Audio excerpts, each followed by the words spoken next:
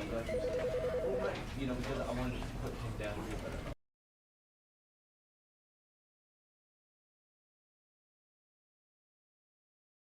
This is the story of a man named Stanley. Stanley worked for a company in a big building where he was employee number 427. Employee number 427's job was simple. He sat at his desk in room 427 and he pushed buttons on a keyboard. Orders came to him through a monitor on his desk, telling him what buttons to push, how long to push them, and in what order. This is what employee 427 did every day of every month of every year. And although others might have considered it soul-rending, Stanley relished every moment that the orders came in, as though he had been made exactly for this job. And Stanley was happy. And then one day, something very peculiar happened. Something that would forever change Stanley. Something he would never quite forget. He had been at his desk for nearly an hour when he realized that not one single order had arrived on the monitor for him to follow. No one had showed up to give him instructions, call a meeting, or even say hi. Never in all his years at the company had this happened, this complete isolation. Something was very clearly wrong. Shocked, frozen solid, Stanley found himself unable to move for the longest time. But as he came to his wits and regained his senses, he got up from his desk and stepped out of his office.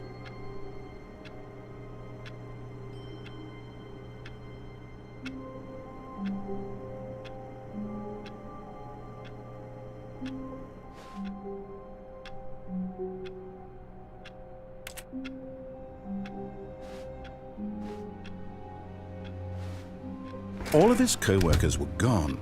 What could it mean? Stanley decided to go to the meeting room. Perhaps he had simply missed a memo.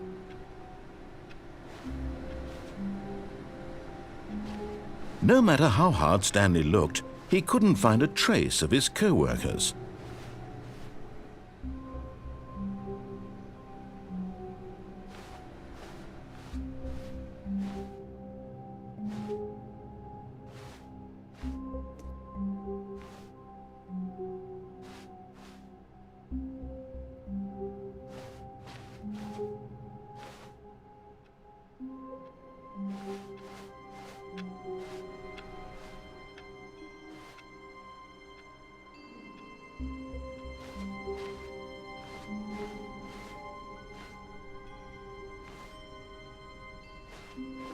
When Stanley came to a set of 2 open doors, he entered the door on his left.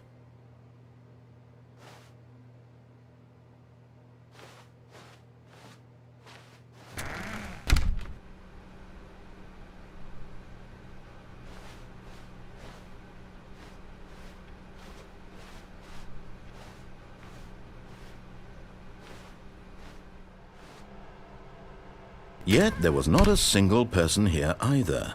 Feeling a wave of disbelief, Stanley decided to go up to his boss's office, hoping he might find an answer there.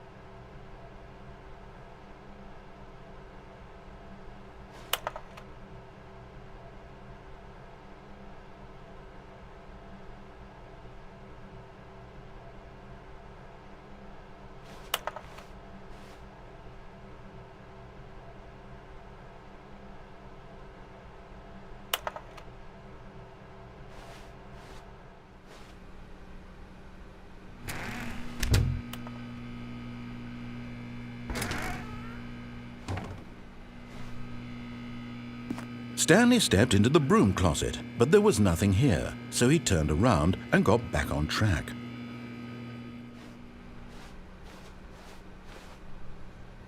Coming to a staircase, Stanley walked upstairs to his boss's office.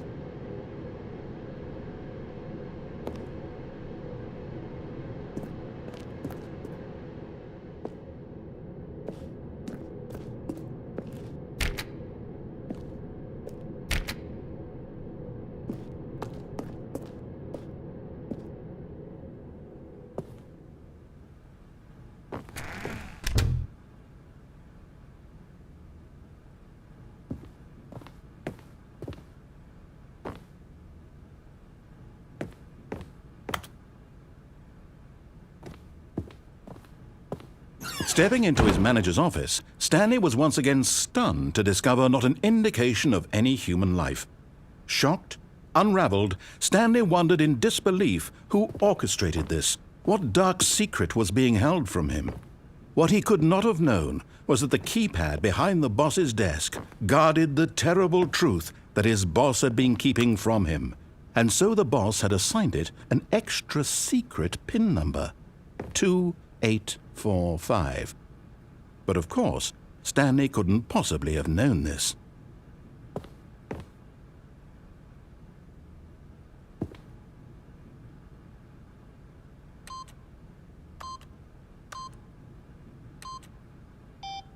Stanley just sat around twiddling his thumbs. Trying to input anything on the device was useless, since he could never possibly know that the combination was 2845.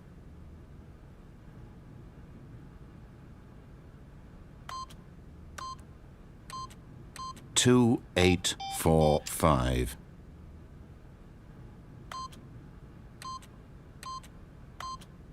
Yet incredibly, by simply pushing random buttons on the keypad, Stanley happened to input the correct code by sheer luck. Amazing. He stepped into the newly opened passageway.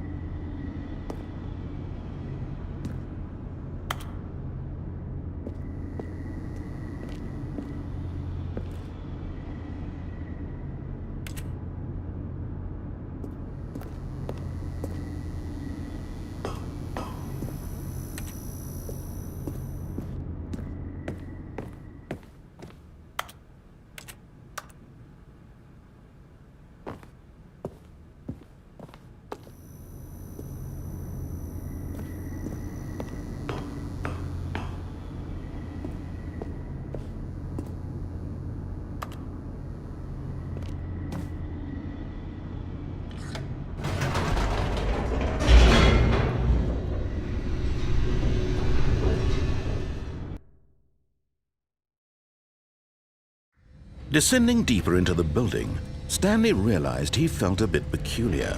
It was a stirring of emotion in his chest, as though he felt more free to think for himself, to question the nature of his job.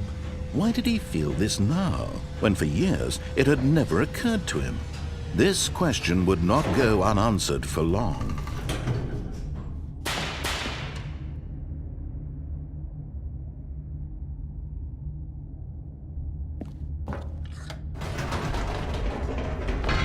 Whoops, nope, never mind. Stanley actually got back into the elevator and went back up. Silly me.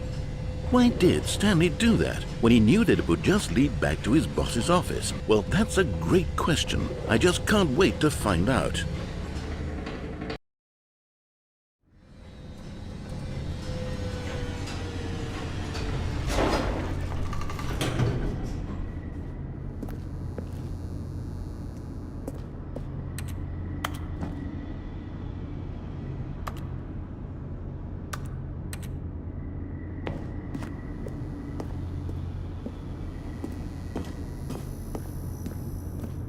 Here we are, Stanley. It's your boss's office. Exactly the way it was before you got onto the elevator. It's still just exactly what it is. What a decision you've made to come up here and look at the office again. This has fleshed out the plot of the story in new and fascinating ways I could have never anticipated. It's that keen eye for storytelling that you have, an incisive rapid fire of critical plot points, one after the other, weaving a rich tapestry of uncompromising narrative. Wow! I'm bolted to the edge of my seat.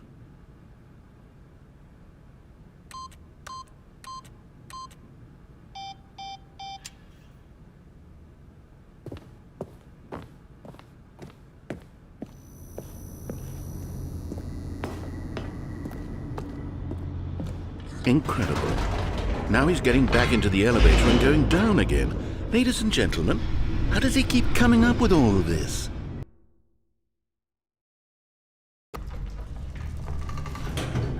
Surely this time Stanley will walk forward into the spooky corridor, won't he? Stanley walked straight ahead through the large door that read Mind Control Facility.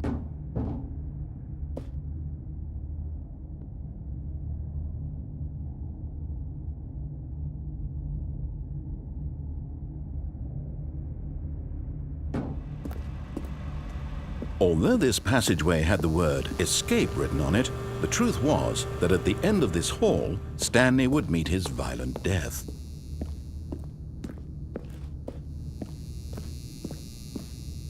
The door behind him was not shut. Stanley still had every opportunity to turn around and get back on track. At this point, Stanley was making a conscious, concerted effort to walk forward and willingly confront his death.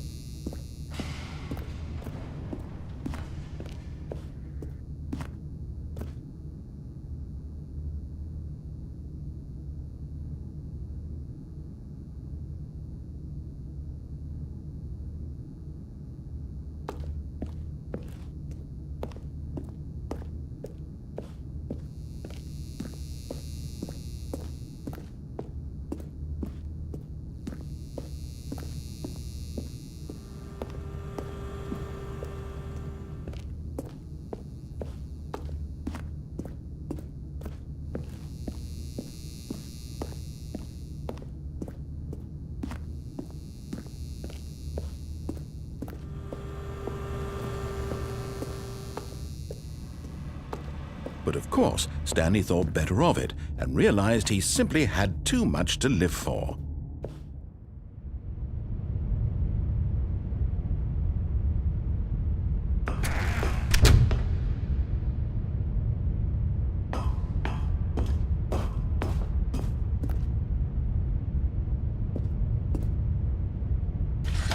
The lights rose on an enormous room packed with television screens. What horrible secret did this place hold? Stanley thought to himself. Did he have the strength to find out?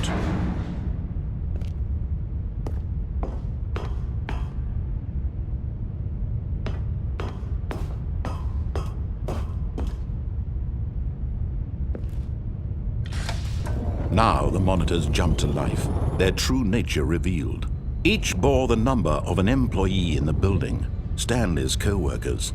The lives of so many individuals reduced to images on a screen, and Stanley, one of them, eternally monitored in this place where freedom meant nothing.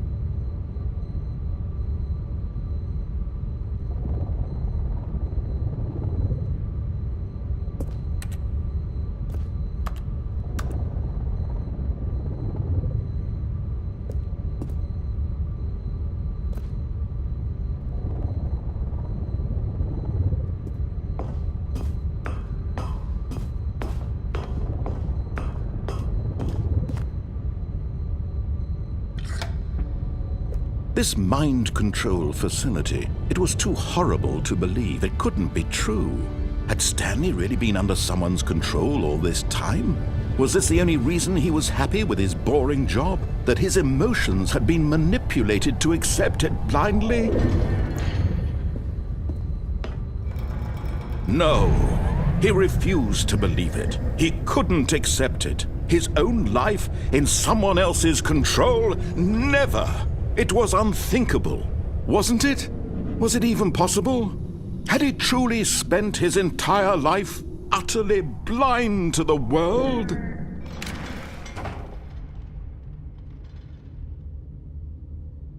But here was the proof, the heart of the operation. Controls labeled with emotions, happy or sad or content, walking, eating, working, all of it monitored and commanded from this very place. And as the cold reality of his past began to sink in, Stanley decided that this machinery would never again exert its terrible power over another human life. For he would dismantle the controls once and for all.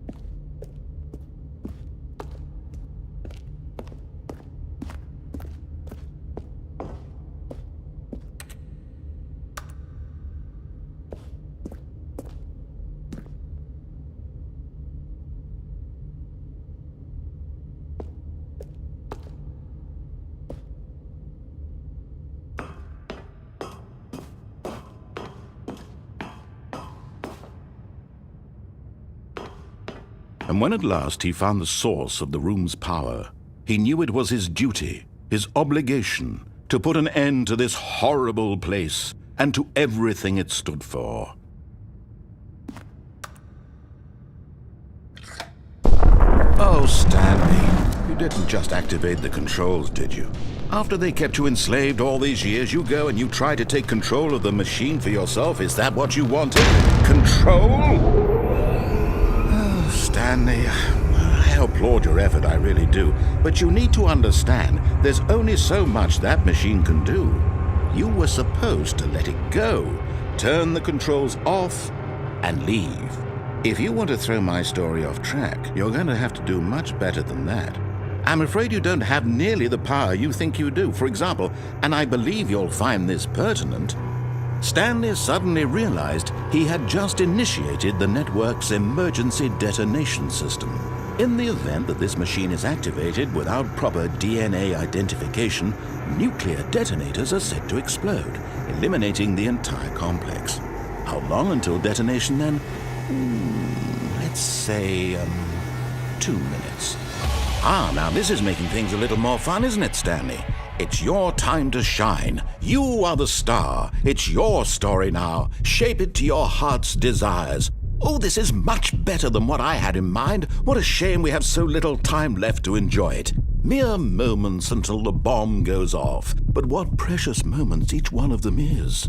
More time to talk about you, about me, where we're going, what all this means. I barely know where to start. What's that? You'd like to know where your co-workers are? A moment of solace before you're obliterated? All right, I'm in a good mood. You're going to die anyway. I'll tell you exactly what happened to them. I erased them. I turned off the machine. I set you free. Of course, that was merely in this instance of the story. Sometimes when I tell it, I simply let you sit there in your office forever, pushing buttons endlessly and then dying alone. Other times, I let the office sink into the ground, swallowing everyone inside, or I let it burn to a crisp. I have to say this, though, this version of events has been rather amusing. Watching you try to make sense of everything and take back the control wrested away from you, it's quite rich. I almost hate to see it go. But I'm sure whatever I come up with on the next go-around will be even better. My goodness, only 34 seconds left. But I'm enjoying this so much. You know what? To hell with it. I'm going to put some extra time on the clock. Why not? These are precious additional seconds, Stanley. Time doesn't grow on trees. Oh dear me, what's the matter, Stanley? Is it that you have no idea where you're going or what you're supposed to be doing right now? Or did you just assume when you saw that timer that something in this room was capable of turning it off? I mean, look at you. Running from button to button, screen to screen, clicking on every little thing in this room. These numbered buttons, no, these colored ones, or maybe this big red button, or this door. Everything, anything, something here will save me. Why would you think that, Stanley? That this video game can be beaten? Won? Solved? Do you have any idea what your purpose in this place is? Stanley, you're in for quite a disappointment. But here's a spoiler for you. That timer isn't a catalyst to keep the action moving along. It's just seconds ticking away to your death. You're only still playing instead of watching a cutscene because I want to watch you for every moment that you're powerless, to see you made humble. This is not a challenge, it's a tragedy. You wanted to control this world, that's fine. But I'm going to destroy it first, so you can't. Take a look at the clock, Stanley. That's 30 seconds you have left to struggle. 30 seconds until a big boom and then nothing. No ending here, just you being blown to pieces. Will you cling desperately to your frail life, or will you let it go peacefully? Another choice. Make it count, or don't. It's all the same to me, all a part of the joke. And believe me, I will be laughing at every second of your inevitable life from the moment we fade in until the moment I say, happily ever after.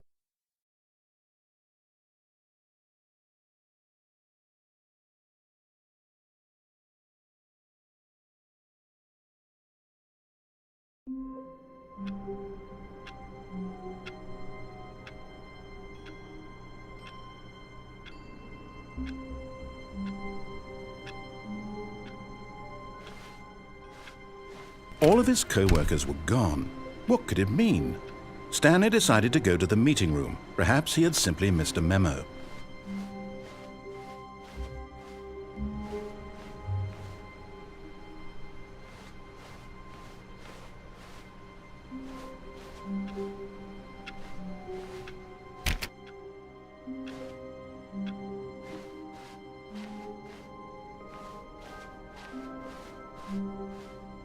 When Stanley came to a set of 2 open doors, he entered the door on his left.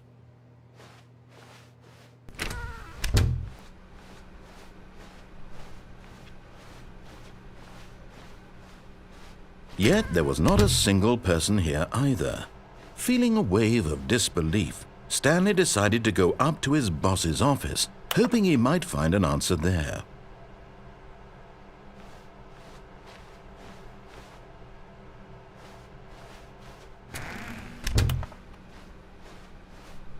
Coming to a staircase, Stanley walked upstairs to his boss's office.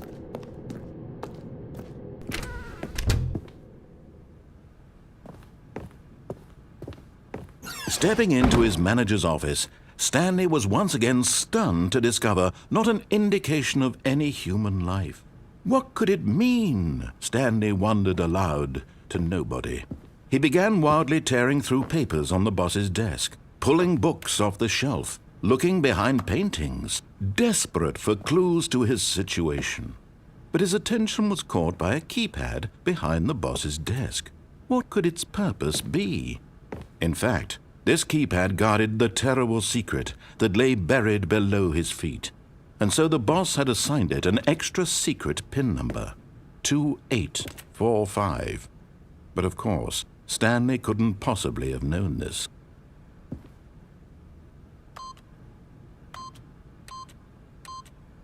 Yet incredibly, by simply pushing random buttons on the keypad, Stanley happened to input the correct code by sheer luck.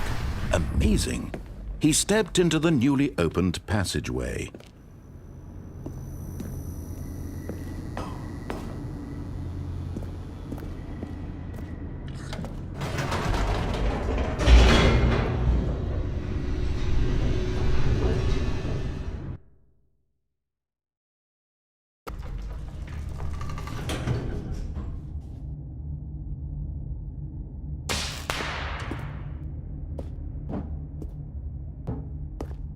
Stanley walked straight ahead through the large door that read Mind Control Facility.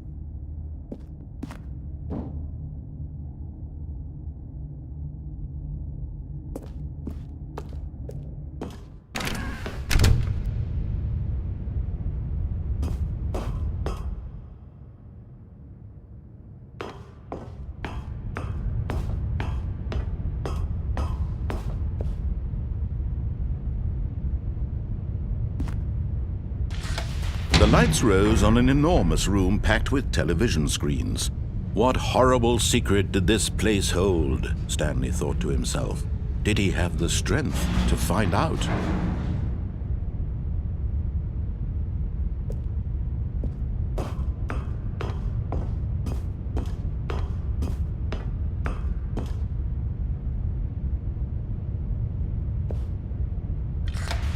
Now the monitors jumped to life, their true nature revealed.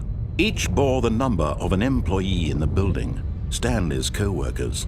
The lives of so many individuals reduced to images on a screen, and Stanley, one of them, eternally monitored in this place where freedom meant nothing.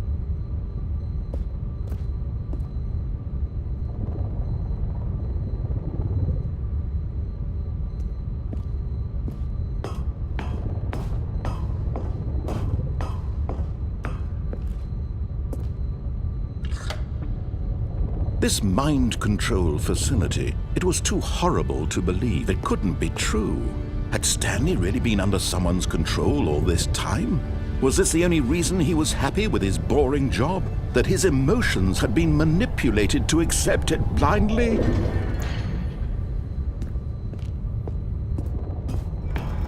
No, he refused to believe it. He couldn't accept it. His own life in someone else's control? Never!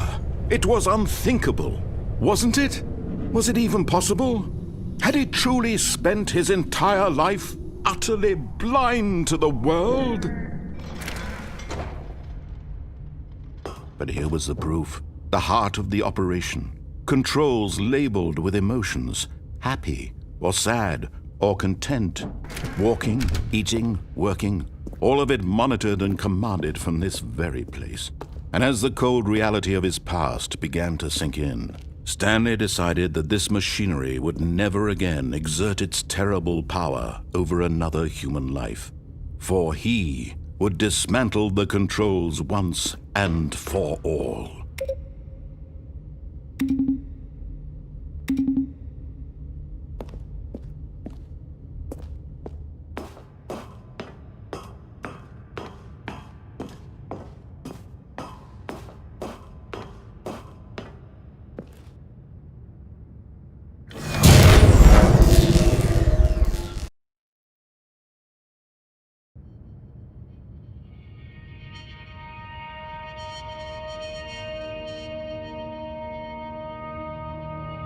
Blackness and a rising chill of uncertainty. Was it over? Yes! He had won! He had defeated the machine, unshackled himself from someone else's command. Freedom was mere moments away. And yet, even as the immense door slowly opened, Stanley reflected on how many puzzles still lay unsolved. Where had his co-workers gone? How had he been freed from the machine's grasp? What other mysteries did this strange building hold? But as sunlight streamed into the chamber, he realized none of this mattered to him, for it was not knowledge or even power that he had been seeking, but happiness. Perhaps his goal had not been to understand, but to let go. No longer would anyone tell him where to go, what to do, or how to feel. Whatever life he lives, it will be his. And that was all he needed to know. It was perhaps the only thing worth knowing. Stanley stepped through the open door.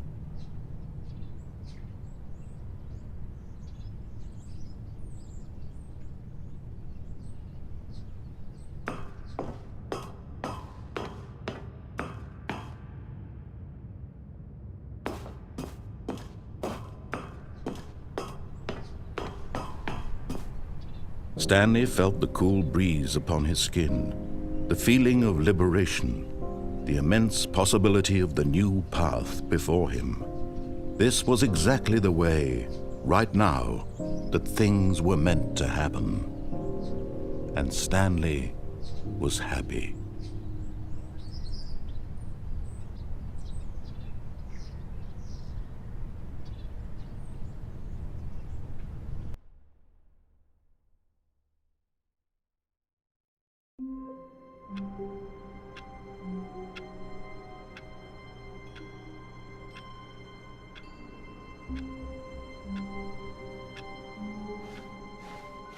All of his co-workers were gone. What could it mean?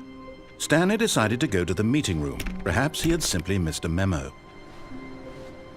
No matter how hard Stanley looked, he couldn't find a trace of his co-workers.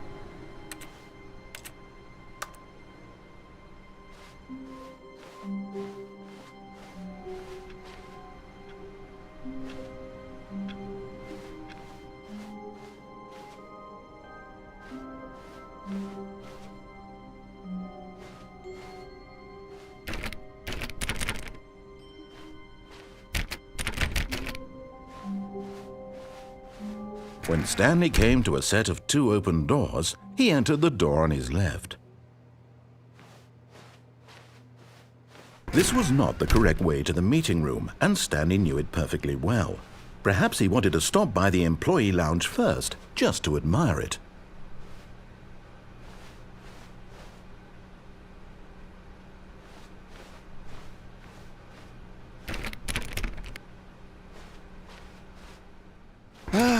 Yes, truly a room worth admiring.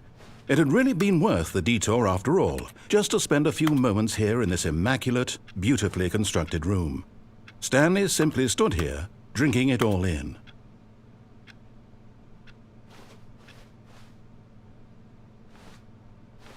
But eager to get back to business, Stanley took the first open door on his left.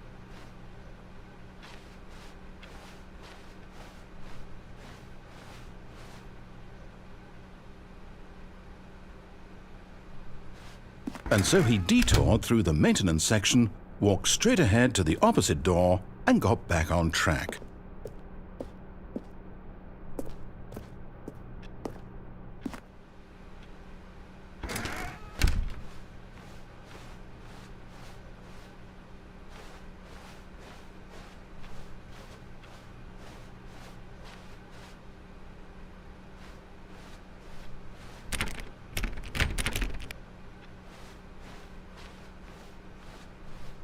Yet there was not a single person here either. Feeling a wave of disbelief, Stanley decided to go up to his boss's office, hoping he might find an answer there.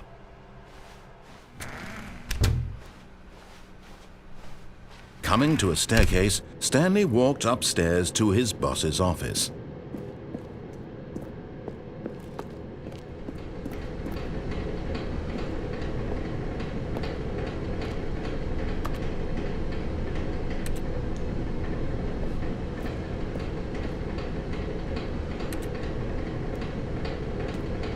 But Stanley just couldn't do it. He considered the possibility of facing his boss. Admitting he had left his post during work hours, he might be fired for that. And in such a competitive economy, why had he taken that risk? All because he believed everyone had vanished? His boss would think he was crazy. And then something occurred to Stanley. Maybe, he thought to himself, maybe I am crazy. All of my co-workers blinking mysteriously out of existence in a single moment for no reason at all? None of it made any logical sense. And as Stanley pondered this, he began to make other strange observations. For example, why couldn't he see his feet when he looked down? Why did doors close automatically behind him wherever he went? And for that matter, these rooms were starting to look pretty familiar. Were they simply repeating? No, Stanley said to himself, this is all too strange. This can't be real. And at last, he came to the conclusion that had been on the tip of his tongue. He just hadn't found the words for it. "I'm dreaming!" he yelled. "This is all a dream." Oh, what a relief Stanley felt to have finally found an answer, an explanation. His co-workers weren't actually gone. He wasn't going to lose his job. He wasn't crazy after all. And he thought to himself, I suppose I'll wake up soon. I'll have to go back to my boring real-life job pushing buttons. I may as well enjoy this while I'm still lucid. So he imagined himself flying and began to gently float above the ground. Then he imagined himself soaring through space on a magical starfield, and it too appeared. It was so much fun, and Stanley marveled that he had still not woken up. How was he remaining so lucid? And then perhaps the strangest question of them all entered Stanley's head. One he was amazed he hadn't asked himself sooner. Why is there a voice in my head dictating everything that I'm doing and thinking? Now the voice was describing itself being considered by Stanley, who found it particularly strange. I'm dreaming about a voice describing me, thinking about how it's describing my thoughts, he thought. And while he thought it all very odd and wondered if this voice spoke to all people in their dreams, the truth was that, of course, this was not a dream. How could it be?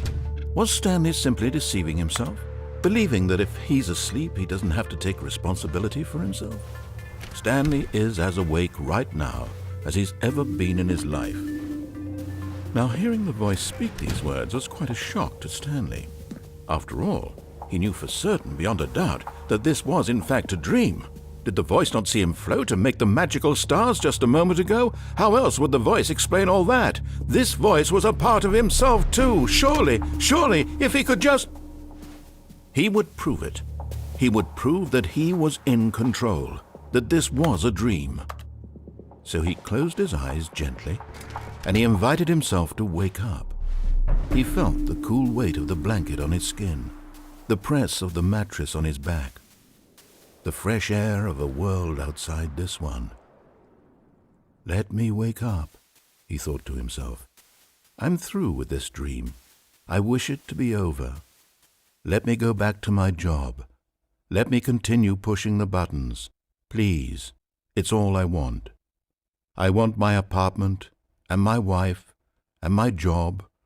All I want is my life exactly the way it's always been. My life is normal. I am normal. Everything will be fine. I am okay.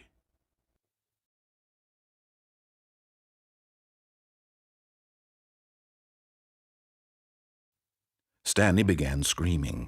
Please, someone, wake me up. My name is Stanley.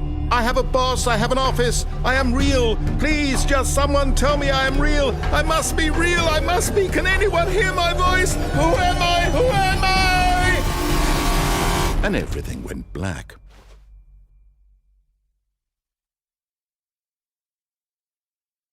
This is the story of a woman named Mariella. Mariella woke up on a day like any other.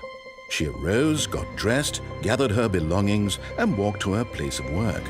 But on this particular day, her walk was interrupted by the body of a man who had stumbled through town talking and screaming to himself, and then collapsed dead on the sidewalk. And although she would soon turn to go call for an ambulance, for just a few brief moments she considered the strange man. He was obviously crazy, this much she knew. Everyone knows what crazy people look like. And in that moment, she thought to herself how lucky she was to be normal. I am sane. I am in control of my mind. I know what is real and what isn't. It was comforting to think this, and in a certain way, seeing this man made her feel better. But then she remembered the meeting she had scheduled for that day, the very important people whose impressions of her would affect her career, and by extension, the rest of her life. She had no time for this, so it was only a moment that she stood there, staring down at the body. And then she turned and ran.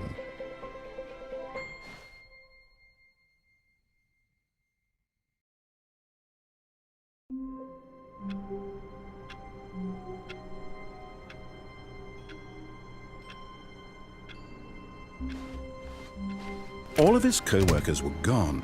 What could it mean? Stanley decided to go to the meeting room. Perhaps he had simply missed a memo. No matter how hard Stanley looked, he couldn't find a trace of his co-workers.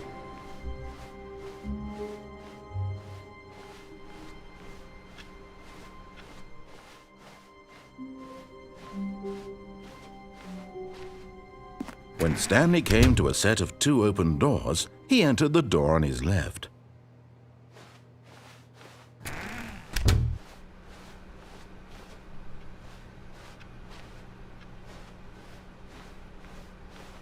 Yet there was not a single person here either. Feeling a wave of disbelief, Stanley decided to go up to his boss's office, hoping he might find an answer there.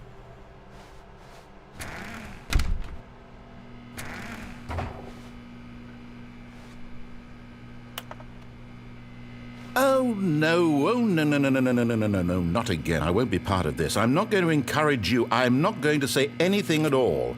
I'm just going to be patient and wait for you to finish whatever it is you enjoy doing so much in this room. Please take your time.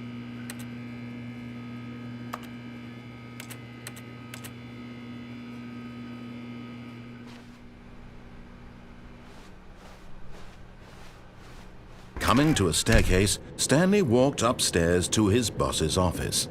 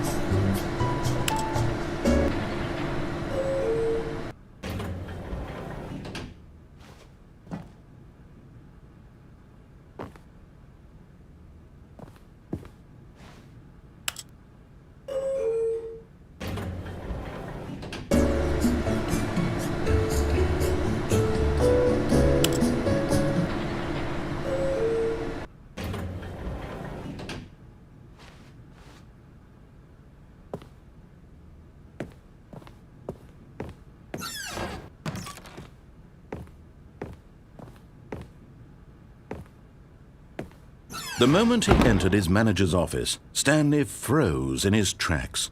Not a living soul anywhere. Could he really be all alone? This was too much for Stanley to take, too much for any man to take. He fell to his knees, bursting into half moans, half sobs, the guttural retching of life from a man denied any hope, any reason to keep going. Here on the floor he lay prone, paralyzed by fear for nearly a full hour. But when at last he began to move about and survey the situation, he found a keypad behind the boss's desk. What could it mean? Was it a sign of hope for Stanley's future?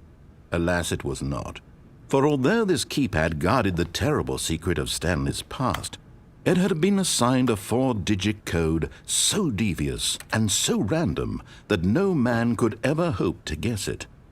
2845. Statistically, nearly impossible to guess blindly, ever.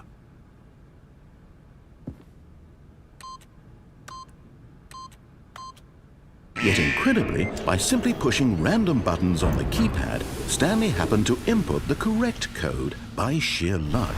Amazing. He stepped into the newly opened passageway.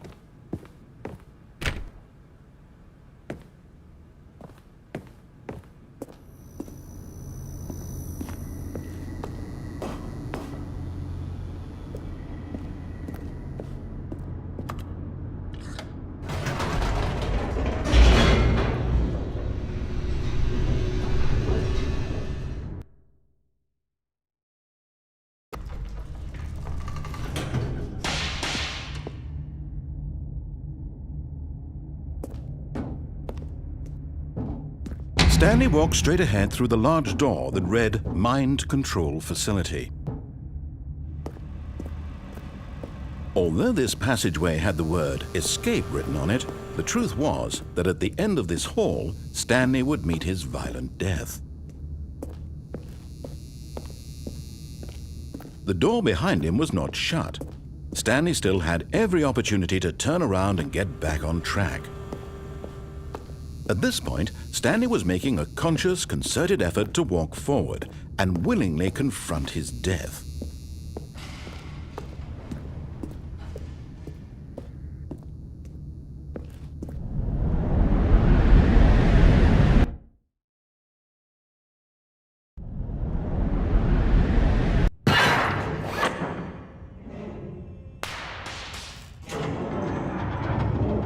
As the machine whirred into motion and Stanley was inched closer and closer to his demise, he reflected that his life had been of no consequence whatsoever. Stanley can't see the bigger picture. He doesn't know the real story, trapped forever in his narrow vision of what this world is. Perhaps his death was of no great loss, like plucking the eyeballs from a blind man. And so he resigned and willingly accepted this violent end to his brief and shallow life. Farewell, Stanley.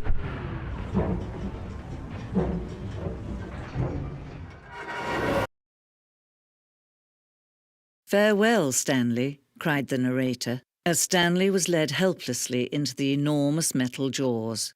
In a single visceral instant, Stanley was obliterated as the machine crushed every bone in his body, killing him instantly.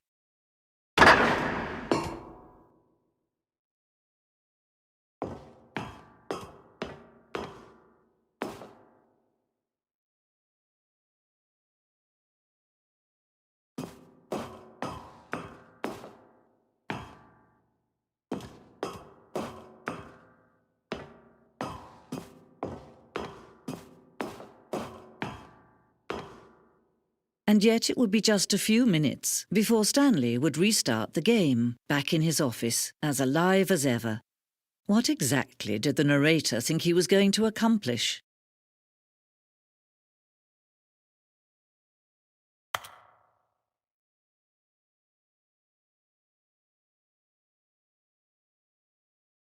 When every path you can walk has been created for you long in advance, death becomes meaningless, making life the same. Do you see now? Do you see that Stanley was already dead from the moment he hit start?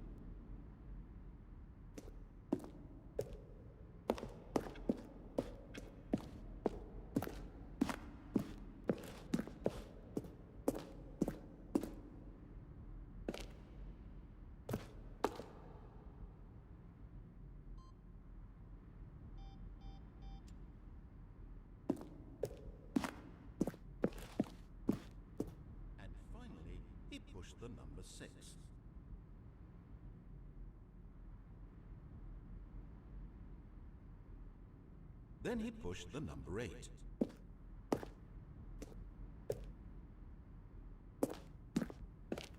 And finally, he...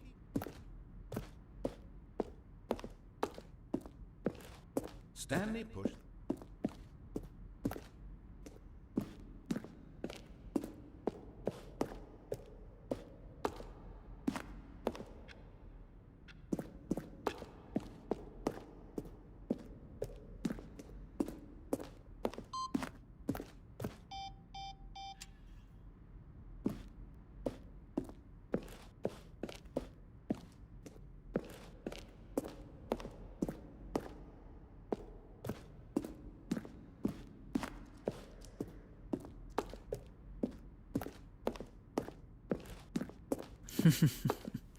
Oh, look at these two. How they wish to destroy one another.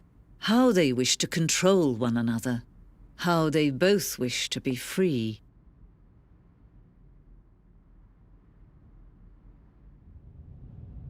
Can you see? Can you see how much they need one another? No, perhaps not. Sometimes these things cannot be seen. But listen to me. You can still save these two. You can stop the program before they both fail. Push escape and press quit. There's no other way to beat this game. As long as you move forward, you'll be walking someone else's path. Stop now and it'll be your only true choice. Whatever you do, choose it. Don't let time choose for you. Don't let time...